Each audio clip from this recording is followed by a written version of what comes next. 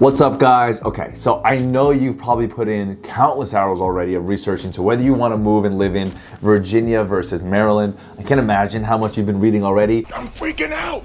But it landed you here, so hopefully this video will help you maybe lean in one direction or the other, because there's just so many towns and places to live in either Northern Virginia or Maryland. For those of you new to the channel, my name is Rick Hartunian. I'm your greater DC area realtor. Oh, and if you stay till the end, I go over all the amazing things there are to do here in the greater DC area, all within just a few hours drive. DC truly is in the center of everything compared to other parts of the country, in my opinion. All within 3 to 4 hours, you can I'm losing my mind. do absolutely anything, whether it's mountains, hiking, nature, beaches, skiing, you name it. So we'll talk about all that at the end here. Keep in mind that I'm not doing Virginia as a whole and Maryland as a whole. I'm really talking about the areas closest to DC. So we're gonna be focusing on Loudoun County and then Fairfax County and Arlington for Northern Virginia, and really just Montgomery County in Maryland on the Maryland side of the DC line. So let's dive right in. Okay, starting with the cost of living and the taxes. I'm gonna kind of combine both of these here. So both Northern Virginia and Maryland are going to be probably on the higher side when it comes to the cost of living for what many of you are used to, unless you're coming from California or New York. But the closer you get to DC, or really any major city, the more expensive things usually get. With the greater DC area though, the higher cost of living is definitely outweighed by the higher quality of life, I'd say. The economy here is much more insulated due to the impact of the federal government and the impact they have on the local economy. School districts are better here on average compared to many other places throughout the country, and just the county amenities that you usually don't see elsewhere. As for taxes, okay, I'm gonna just do a comparison of Virginia, more Northern Virginia, and then Maryland. So starting with income tax, the Virginia income tax, anything over $17,000 in income will be taxed at 5.75%, okay? And for the Maryland income tax, in Maryland it's a little bit more complicated. There's more of a range of brackets, but to keep things more simple, depending on how much you make, of course, the range will be between 4.75% and 5.25%. However, Maryland allows their counties and localities to have their own separate income tax. So these range from county to county, but because I'm speaking mostly of Montgomery County, you can add on an additional 3% in income tax to that first bracket. Jumping to sales tax, Virginia sales tax is 5.3%. However, Northern Virginia adds on an additional 0.7%, making it a flat 6% sales tax rate, which is the same in Maryland as well. Both are 6%. Moving along to excise tax. This is a tax that is included in the purchase of a vehicle. Both Virginia and Maryland have one. Virginia is a little bit lower than Maryland, but Virginia includes an extra. Let me explain. The excise tax in Virginia is 4.15% on the gross sale of that vehicle. However, there's also a personal property tax in Virginia, which is about $4 for every $100 of assessed value. So you can add that on to the 4.15%. Maryland's excise tax on vehicles is 6% on the cost of the purchase or the book value of that property. They do tend to be pretty even because of the additional personal property tax, so both closely around 6%. Estate tax in Virginia, there is no estate tax. In Maryland, it depends on the overall size of the estate, so it ranges between 8 and 16%. Now, the overall tax burden of each state, there's many reports out there from different publications that kind of grade each state throughout the country on what their overall tax burden is on their citizens, 1 being the worst and 50 being the easiest. Maryland usually ranks in the top 10, while Virginia is usually in the top 30, more closely just kind of dead even around 25. So the tax burden in Virginia is a little bit less than the tax burden in Maryland on its citizens. Okay guys, let's jump into schools and a little bit of politics. We're not gonna dive too deep into that. Happy to have further conversations with anyone, but let's start with schools here. Now, both Virginia and Maryland are ranked extremely high for best schools per area in the nation. And depending on which results you look at, because they're all different, there's usually only a couple spots away from each other. But both almost always sit in the top 10 for best public schools in the country. So it's definitely safe to say that Northern Virginia and Maryland both have very high quality public school systems. To be honest, aside from job relocation, many of the folks that I work with, or people in general that move from out of state to the greater DC area, usually come here primarily because of the quality of the public schools. Now for higher education, colleges and universities in Maryland and Virginia rank among the best values for students in the nation, okay? Both University of Maryland and the University of Virginia are phenomenal schools. According to US News, the University of Maryland ranks 55th in the nation, while the University of Virginia ranks 25th. Out-of-state tuition at UMD is $40,000, while UVA is a towering $60,000 a year. However, the in-state tuition drops for both of these schools, with Maryland dropping down to $11,000 and UVA dropping to $21,000 per year. Now, aside from just these two schools, both states have other great schools to offer. Maryland has 55 total universities, while Virginia has 86 to choose from. Okay, diving into politics just for a second here. Oh boy. Just like in any state, depending on where you go, the politics certainly seem to change. In the last couple of years, the landscape is starting to change both in Virginia and Maryland, with Virginia voting in a Republican governor for the first time in 8 years, where they've had a Democratic governor the past 8. And Maryland, just a few weeks ago, voted in a Democratic governor, while we had a Republican governor here for the last 8 years.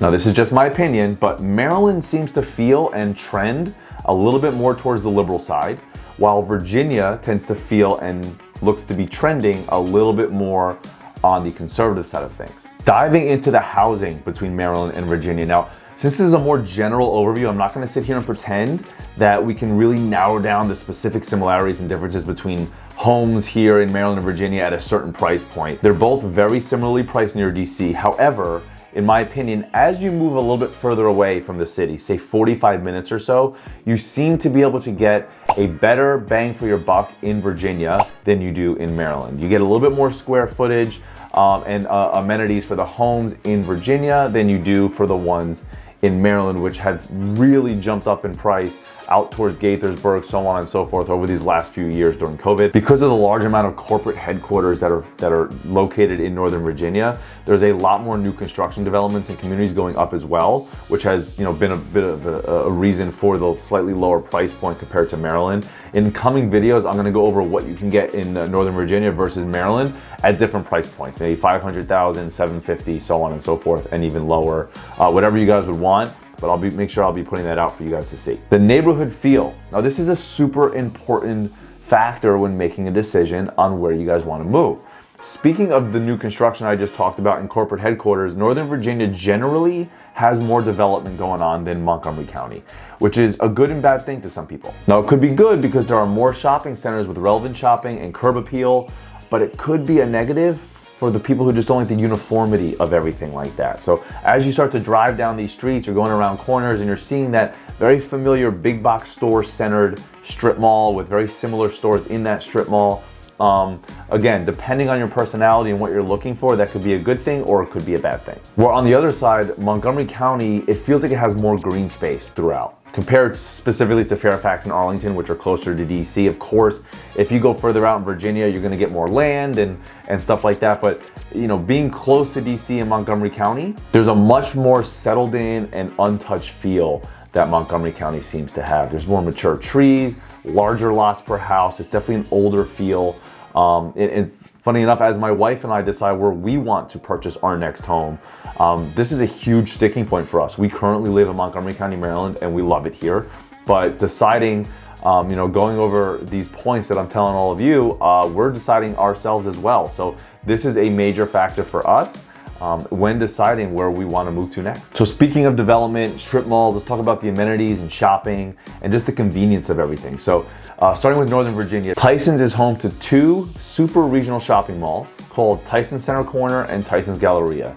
To the locals, we call them Tyson's 1 and Tyson's 2. These malls truly have everything that you could possibly ever want, starting from just your basic shopping mall all the way up to the luxury brand mall that has every luxury store you could possibly think of. Tyson's is Fairfax County's central business district, and it's a regional commercial center in general. It's really been characterized as like the quintessential edge city. Now, Montgomery County, Maryland has some shopping and some commercial areas such as downtown Bethesda and Montgomery County Mall, but it truly does lack comparatively to Tyson's in Northern Virginia. Again, giving you a little bit more of that old feel compared to Northern Virginia, which could be a good or a bad thing depending on what you're looking for. Okay, the traffic and the commute. Now, I mentioned earlier, I'll say it again, I need you guys to keep in mind where you're gonna be commuting to daily. Will you be working in Northern Virginia, downtown DC? Are you gonna have to work in Bethesda, Maryland, or all the way up toward Gaithersburg or Rockville, this should be a true focal point on where it is you want to move, a little bit more so compared to other areas you'd be moving to throughout the country, just because the traffic really does play a role in your daily life. Now, regardless of whether you're in Maryland or Northern Virginia, the closer you are to DC, the worse traffic is going to be. Now, if you have to take 495 and cross the American Legion Memorial Bridge, which is how you get into Maryland and Virginia, it's truly known for its horrible traffic around rush hour. And honestly, just kind of random times throughout the day, there could and most likely will be traffic on that bridge. Now, if you live in one state and you have to often travel for work or for other personal reasons to the other state, you're definitely going to be adding in some traffic time if you do have to cross this bridge daily. It's going to throw in some headaches in there as well, but your daily commute will certainly be a bit longer. Now, if you're coming from Maryland, there are no bridges to cross when coming from the north. However, people coming from points in Montgomery County and beyond really will encounter some choking points in Bethesda, Chevy Chase, and downtown Silver Spring. These areas have major employment centers in their own right, so you're gonna come across a lot of cars and a lot of people on the road during rush hour specifically. But once you go past these choking points, you'll quickly enter DC, and there's many different roads and routes to get into DC on the Maryland side. If your destination is downtown, you will have to contend with the slow uptown traffic. The worst is going to be Wisconsin and Connecticut avenues. But after that, it's kind of, I don't want to say smooth sailing because you're still driving through a city, but you can get to your destination. Now from Virginia, commuting from Virginia to downtown, DC, is definitely punishing. Make it stop! Okay, Fairfax County and Arlington and Alexandria, they're all major employment centers that really rival DC. They're definitely bigger than Bethesda, Silver Spring, and Chevy Chase on the Maryland side. You also have commuters coming from the foothills of the Shenandoah, the Fredericksburg, and points south that are coming to work in Northern Virginia before they even get into DC. So you kind of have two choking points depending on where you're traveling from. It'll be painfully slow to travel throughout Fairfax County to get into DC. And there's only just a couple bridges. You do have to cross the Potomac to get into DC from the Virginia side. So you do only have those two entryways compared to Maryland, which has a lot more areas and ways to get into DC. So I would say it's a little bit easier to travel to DC from the Maryland side. Of course, people do it every single day. It's just a little bit easier to come in from the Maryland side of things. So just keep that in mind. Now, another thing that Virginia has that Maryland doesn't have are toll roads. So in Virginia, you have optional tolls on the I-95 and part of the Beltway, but you have mandatory toll roads on the Dulles Greenway and Route 66, and from the Beltway to I-395 going in the direction of traffic. So these tolls can be pretty expensive just to go, 10 miles or so, depending on how much traffic there is that day. But depending on where you live in Virginia, say Reston or Sterling, there's some certain areas and neighborhoods where you have these mandatory tolls that you'll have to pay going in or out of these areas on a daily basis. So Maryland does not have any of this. This is Virginia specific, and it's not just Northern Virginia. This is throughout the entire state. Maybe, a handful of states throughout the country that have this. I want to say somewhere around 10 states or so that have these mandatory toll roads. So keep that in mind when, deciding on your daily commute and the cost of living. You can kind of incorporate that in there as well. All right, guys, hopefully this video was helpful for you. I wanted to round it off by talking about just what's coming soon to the areas, the big business, the development that's been happening in Virginia and Maryland. Now, just to start off, Virginia is more industrial and pro-business than Maryland, in my opinion. So if you're looking now for work though in biotechnology or medicine, then Montgomery County is where those jobs are. However, the list of corporate headquarters in Northern Virginia, it just seems to be endless, with more and more companies adding to it all the time. As of right now, there are 21 companies on the Fortune 500 list that are headquartered here. Most notably being Amazon, which in April of 2022, Amazon finally received its approval for its development plans to construct the second phase of its Arlington, Virginia headquarters. And as this is proposed, the company will develop 3.3 million square feet of new office space across 3 22-story buildings, along with 38 other data centers that are just sprinkled throughout the entire Northern Virginia suburb area. And along with Amazon, Loudoun County, Virginia specifically, also houses a Google and a Verizon data center as well. Now guys, the amount of business and that I just mentioned being headquartered in Northern Virginia, it is not the same in Maryland. Montgomery County, specifically Bethesda, does headquarter some major companies, 5 or 6 of them I'd say total. And I'm actually gonna put the video up here on the screen. You can go back and watch my Living in Potomac and Bethesda videos so you can get a better idea of what that looks like. On top of all that, for Northern Virginia, Tyson's Corner, which we spoke about earlier, now has more Fortune 500 companies that are headquartered there than DC. Now guys, I'm always gonna keep you up to date on what's coming soon, as a whole to both Maryland and Virginia, but also individually to each specific town and neighborhood as I dive deeper and give you more driving tours and things to learn about in each of these towns. So keep that in mind. Now guys, there is a tremendous amount of stuff to do all within a few hours drive, flight, or train. From the greater DC area, whether you live in Maryland or Virginia. You have skiing just 1 to 2 hours away in Western Pennsylvania, or up in Deep Creek in Western Maryland, which is where me and my wife and our friends go every single winter. It is an absolute blast. Or Western Virginia. You know, granted, it's not the Rockies or the Swiss Alps. Yeah, we're in the Rockies. But it certainly scratches the itch if skiing is a hobby that you and your family like to do. The Blue Ridge Mountains are just a couple hours away. They have a ton to offer and they're absolutely gorgeous.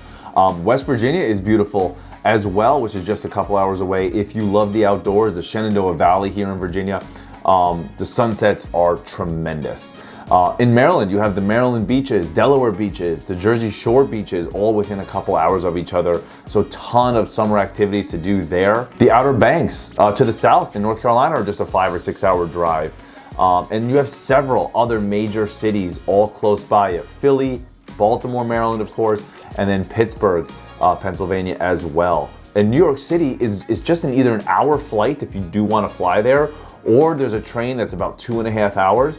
And if you do want to drive, it's only about 4 hours or so. Now guys, I hope this was helpful for you. I really wanted to give you a broad overview of what it's like living in Maryland versus Virginia. This way, this can start to help you maybe dial in some specific areas as you're going through all of your research with you and your family before you get here. Thank you so much for watching. If you have any other questions or you want me to dive into any other areas, which I'm going to, but anywhere specific, just shoot me an email or a text. Information's in the description, or leave a comment below and I'm happy to answer and address any questions that you may have, okay? Please like, comment, and subscribe, and I'll see you in the next one.